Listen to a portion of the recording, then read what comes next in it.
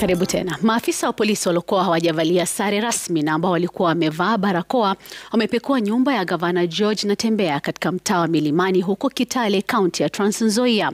Maafisa hao wanaodaiwa kuambatana na makachero wa tume ya maadili na ufisadi EACC walizingira nyumba ya gavana huyo katika tukio ambalo limezua hisia kali miongoni mwa wakazi na viongozi wa upinzani ambao walifika katika eneo hilo na kuapa kutoruhusu Gavana Natembeya kukamatwa.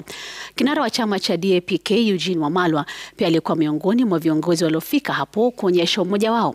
Hali ya wasiwasi imetanda huku raia wakieleza kuwa hatua ya EACC inalenga kumdhalilisha gavana huyo kwa kupinga serikali.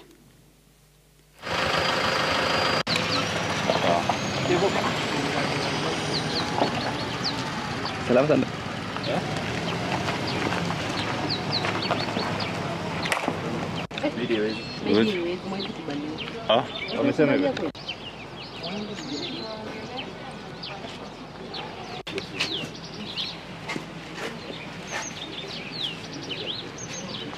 Tunga wasiingize vitu huko. Unajua wanafanyanga hivyo, wanaingia na pesa, tumepata milioni 50 hapo. Umeona vitu yenye wanafanya? Hiyo mabox wasiende nayo ndani. Nataka vitu yenye wanatoka ndani tuone.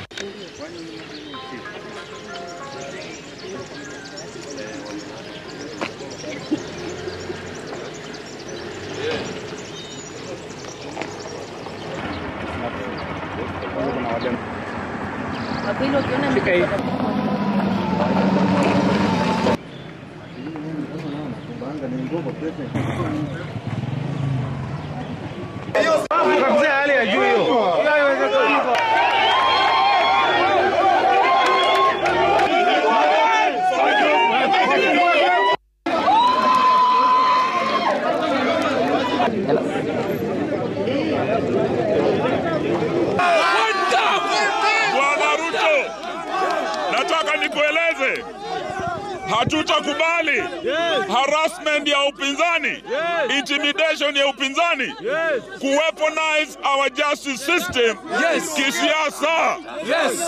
Yale tunaona leo wamefanyia Natembeya, ndio leo pia wanatafuta Rigiji awekwe ndani pia. Kijana wetu Salasia wamemshika Ijumaa, wamemweka ndani. So we are saying this harassment of the opposition must